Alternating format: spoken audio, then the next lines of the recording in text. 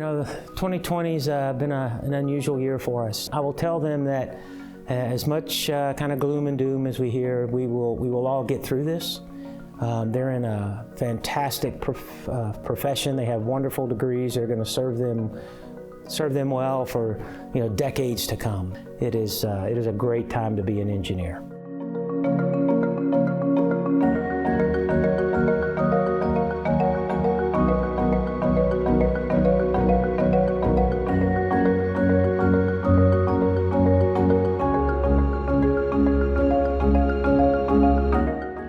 My interest in the steel industry and structural steel design in particular and cold form steel design really started as a graduate student at WVU with Professor Luttrell. I think I attended my very first professional conference, annual meeting of the Structural Stability Research Council when I was a master's student, and just immediately got interested in the research and the design aspects of structural steel.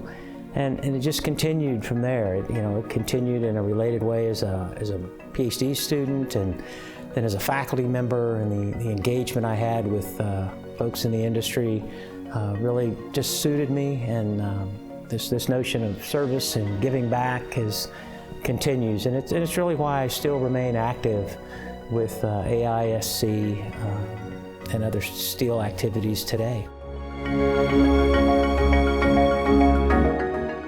I was finished my bachelor's degree and had interviewed for a couple of jobs, had offers, really knew that I wanted to be a structural engineer, and the closer it got to the time, it was a feeling that I just didn't have enough background.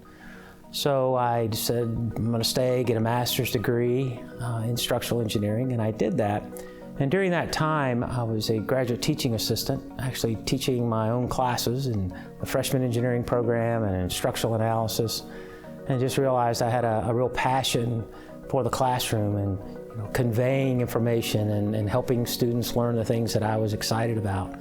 And so from that point, I knew that I really wanted to land in higher ed, needed to pursue a PhD, and went on from there.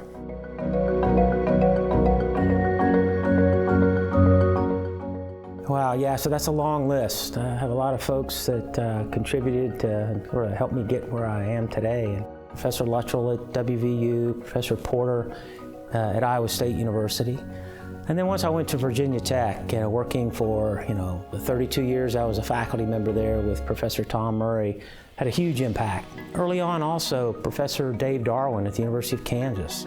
One of the single most impactful things that happened to me as a young faculty member was getting involved with the second International Composite Construction Conference, which Dave was chairing, and he asked me to participate. And through that effort, serving as a co-editor of the proceedings, I met initially through fax and phone calls the leading researchers around the world in composite construction. And then the other person I'd give a lot of credit to early on, really formative, was another individual that really looked out for young faculty members, and that was Vice President Jerry Heyer at AISC.